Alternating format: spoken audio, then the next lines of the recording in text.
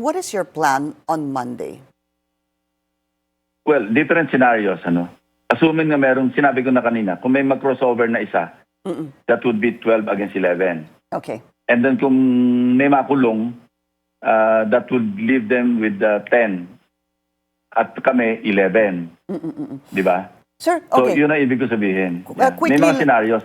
Kung hindi mangyari yon, then it could be a repeat. Pagka hindi nila dinaan sa committee and rules, we will insist that naka-refer na sa rules yan, i-constitute natin yung committee and rules, i-discuss natin doon, saka nyo kami talunin.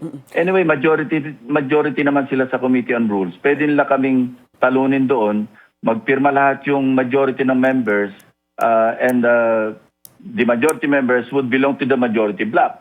And then report it out on the floor, mag-deliberation kami doon, mag-interpellation, mag-amendment, and so forth and so on. Yun ang proper way. That's according to our rules. Doon, may papasa rin nila yon. Pero Meron, wag yung ganitong railroaded.